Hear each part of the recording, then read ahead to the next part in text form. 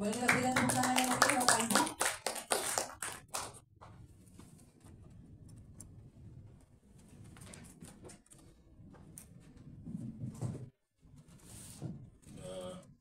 Mungkin karena topiknya seram jadi agak tegang. Padahal yang tegang itu kalau lama nggak enak. Dia harus dalam waktu tertentu dia. Nah. Baik. Assalamualaikum warahmatullahi wabarakatuh. Selamat pagi, salam sejahtera untuk kita sekalian. Salam, Om Swastiastu, Namo Buddhaya, salam kebajikan, salam bahagia, salam sehat dan rahayu untuk kita semua. Tentu yang saya hormati, saya banggakan Ketua Porwaka dan seluruh pengurus Porwaka yang tidak bisa saya sebutkan satu persatu, Bapak Ibu para jurnalis baik dari media cetak maupun elektronik yang hadir pada kesempatan yang baik ini, dan tentu yang saya hormati, saya banggakan pula para narasumber nanti yang akan memberikan berbagai pandangan dari berbagai perspektif terkait dengan bagaimana memahami delik pers dalam KUHP baru. Ya. Hadirin-hadirat yang berbahagia yang tidak bisa saya sebutkan satu persatu yang dirahmati oleh Tuhan Yang Maha Kuasa. Bapak Ibu sekalian, tentu pertama-tama kita patut memanjatkan puji syukur kehadirat Sang Ilahi karena dari berbagai nikmat yang diberikan kepada kita, khususnya nikmat sehat, sehingga kita bisa bersilaturahim pada kesempatan yang baik ini hadir dalam acara Poci Klinik Hukum yang diselenggarakan oleh Forum Wartawan Kejaksaan bekerjasama dengan Pusat Penerangan Hukum. Saya kira ini merupakan satu hal yang sangat luar biasa dan ini menjadi momentum baik bahwa kita bisa hadir bersama-sama untuk mengikuti acara ini, dan tentunya karena ini sangat bermanfaat bagi insan pers, saya kira kita patut untuk memberikan perhatian dan atensi yang cukup baik dalam kesempatan ini, ya. Dan juga Bapak Ibu sekalian, dalam perkembangan teknologi informasi dan komunikasi yang telah membawa perubahan signifikan dalam landscape pers di Indonesia. Di satu sisi tentu kebebasan pers adalah pilar demokrasi yang tak tergantikan. Namun di sisi lain, kebebasan tersebut terus diiringi dengan tanggung jawab dan profesionalisme.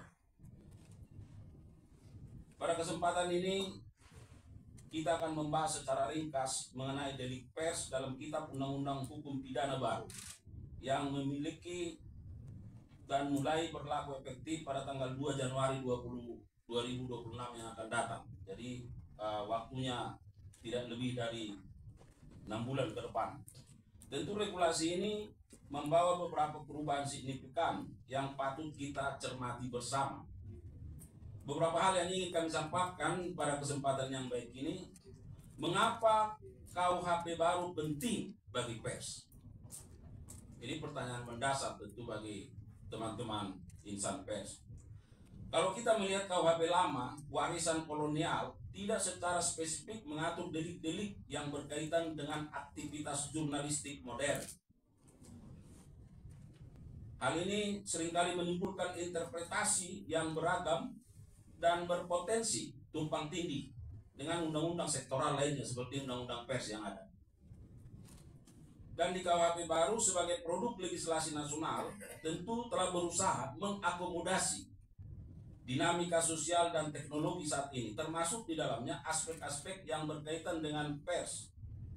Tujuannya adalah bagaimana menciptakan kepastian hukum dan memberikan rambu-rambu yang jelas bagi para pelaku pers.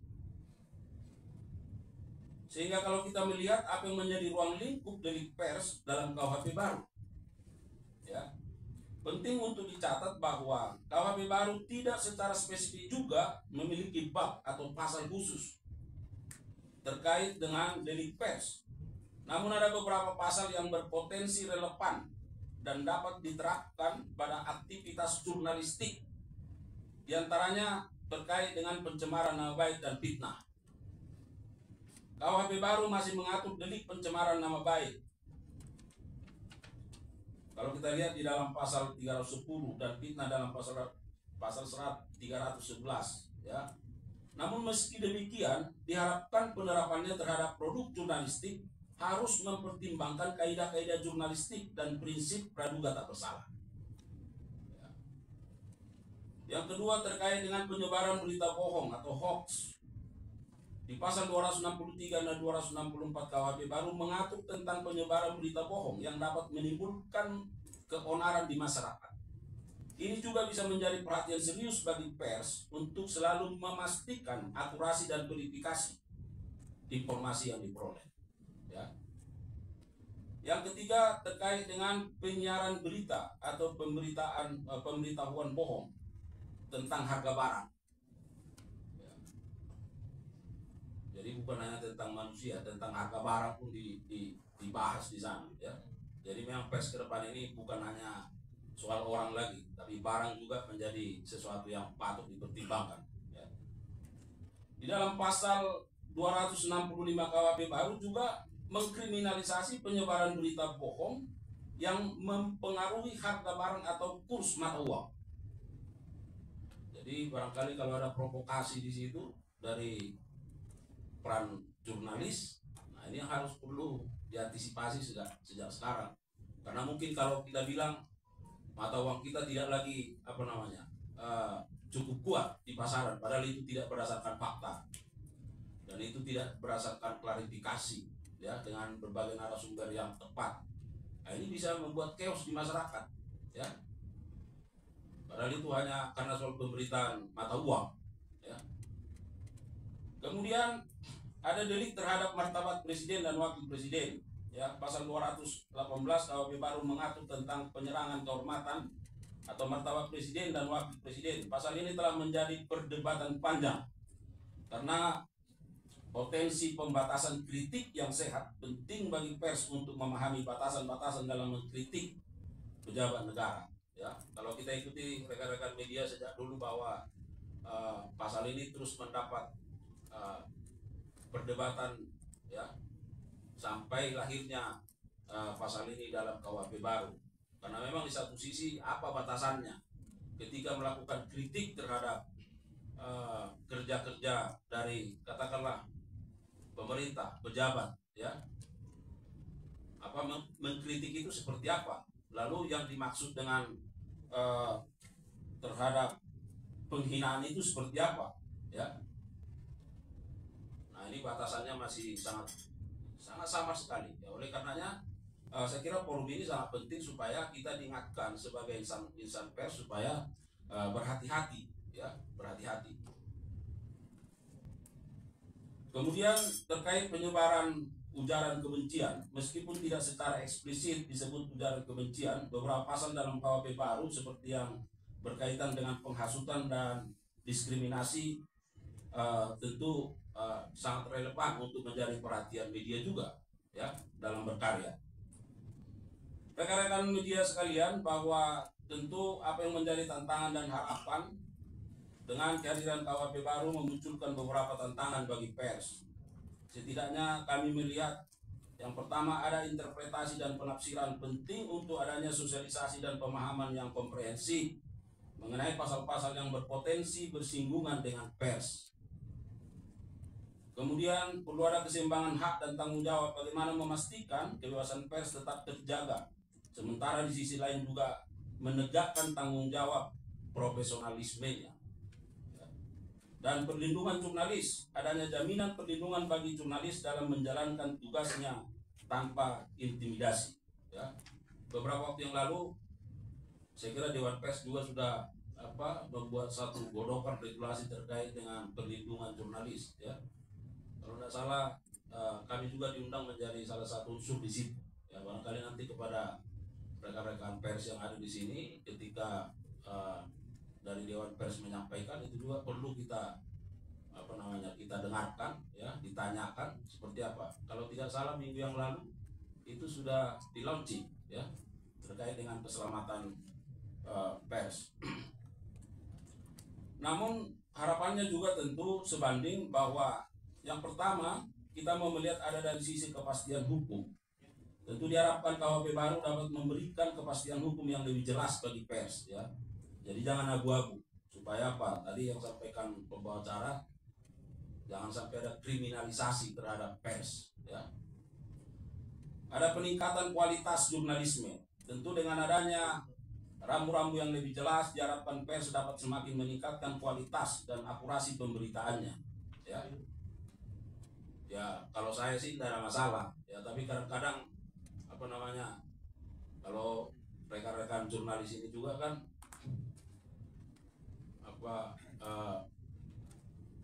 apakah itu sesuatu yang harus diberitakan atau tidak. Nah, ini kadang-kadang juga perlu harus ada cermatan, ya.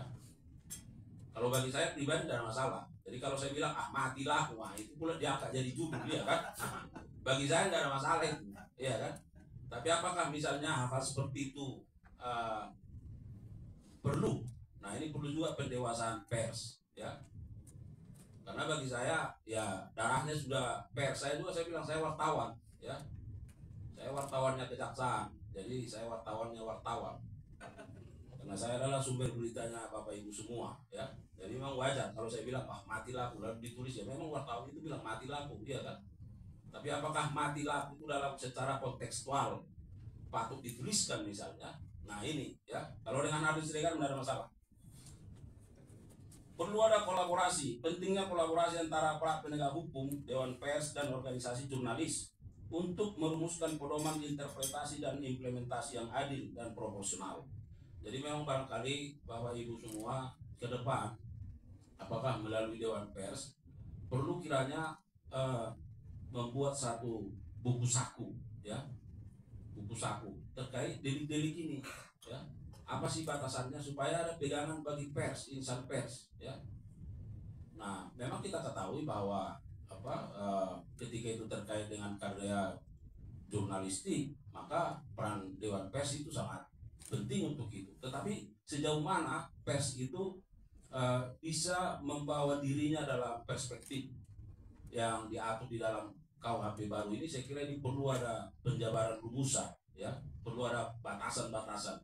Ketika pers sudah memahami itu, maka kita harapkan tidak ada lagi katakanlah intimidasi, tidak ada kriminalisasi bahkan untuk pers, ya. Bapak Ibu semua, bahwa delik pers dalam KUHP baru adalah isu yang kompleks, melibatkan tarik-menarik antara kebebasan berekspresi dan kebutuhan akan ketertiban sosial. Penting bagi kita semua untuk terus berdiskusi, berdialog, dan mencari titik temu, ya, supaya demi kemajuan demokrasi dan pers yang bertanggung jawab di Indonesia dapat kita wujudkan. Oleh karenanya coaching klinik ini mari kita jadikan momentum berlakunya KUHP baru ke depan sebagai kesempatan untuk memperkuat komitmen kita terhadap jurnalisme yang berkualitas, berintegritas, dan berpihak pada kepentingan publik. Bapak Ibu sekalian, bahwa topik yang sedang kita bahas dan akan kita bahas satu hari ini benar menjadi inisiasi yang kami sampaikan kepada teman-teman di Polwaka supaya apa? Supaya kami melihat pers itu juga harus seimbang kemampuan pemahaman hukumnya dengan pemahaman jurnalistiknya, ya. Oleh karenanya ini sangat penting sebagai surat izin mengemudi lah, ya, bagi rekan-rekan pers.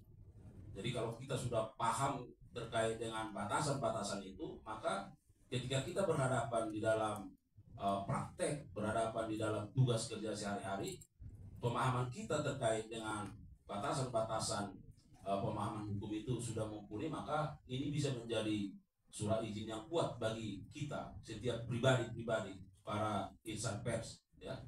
Jadi kita akan mampu juga memberikan counter, ya, manakala berhadapan katakanlah apakah dengan aparat penegak hukum, ya, dengan siapa saja terkait dengan pemahaman hukum itu sendiri. Oleh karenanya pada kesempatan yang lalu kami mencoba menyampaikan ide ini supaya bagaimana pers juga memahami ini, ya. Saya tidak tahu apakah ini sudah pernah disosialisasikan ke forum jurnalis, ya, tetapi bagi kami bahwa ini sangat penting setidaknya supaya kita para insan pers, kalaupun tidak bisa memahami secara detail, setidaknya pernah mendengar, ya, bahwa ini perlu ada batasan-batasan, kehati-hatian kita, pemahaman kita terhadap delik-delik terkait dengan pers, walaupun secara kualifikasi delik mungkin tidak disebutkan sebagai delik pers, tetapi itu bisa berdampak, ya, akibat kerja-kerja insan pers. Oleh karenanya pada kesempatan yang baik ini, Bapak Ibu semua, teman-teman insan pers, saya menyampaikan terima kasih dan penghargaan yang tinggi kepada seluruh wartawan, kepada seluruh media, kepada seluruh para jurnalis baik cetak maupun elektronik yang telah memberikan perhatian, ya, yang telah menjalankan tugas fungsinya dengan baik. Dan saya selalu sampaikan, pers harus terus kritis, ya, tetapi tentu juga harus proporsional dan memiliki akurasi data yang baik. Dan mudah-mudahan kerja-kerja seperti ini, acara seperti ini tidak hanya hari ini, tetapi harus terus kita sebarluaskan informasi terkait dengan delik-delik terkait dengan pers yang ada di hukum kita, bukan hanya di KUHP tetapi di semua, supaya ada pemahaman edukasi yang bisa dimiliki oleh pers itu sendiri. Pusat Penerangan Hukum dengan tagline-nya salah satunya adalah edukasi, dan inilah yang kami wujudkan untuk memberikan pemahaman hukum kepada insan pers, ya. Oleh karenanya semoga kegiatan kita pada hari ini akan mendapat keberkahan dan teruslah berkarya untuk jurnalistik yang bermartabat. Mohon maaf kalau ada kekurangan. Billahi taufiq wal hidayah. Wassalamualaikum warahmatullahi wabarakatuh. Kami mohon kesediaannya kepada Bapak Haris saya untuk tetap berada di atas panggung, Bapak, dan boleh kita berikan tepuk tangan lagi para hadirin, para peserta untuk atas sambutan. Sebenarnya tadi kayaknya udah diborong nih semuanya sama Pak Harli terkait dengan apa saja sih kira-kira yang ada dalam KUHP nasional kita, KUHP baru. Kemudian memang benar ya Pak ya, ada sejumlah tantangan yang kita lihat dengan adanya KUHP nasional ini, tetapi seperti kalau tidak kenal tidak bisa sayang. Jadi kita akan bedah dalam sesi coaching klinik yang terbagi dalam 3 sesi untuk hari ini. Dan sekarang kami mohon kesediaannya kepada Ketua Forwaka Bapak Badan ASEAN untuk memberikan plakat, sekaligus kita akan foto bersama. Boleh dilakukan di atas panggungnya Bapak. Dan teman-teman yang ingin mengabadikan momen ini, boleh segera mengambil tempat. Izinkan saya untuk memandu. 3, 2, 1.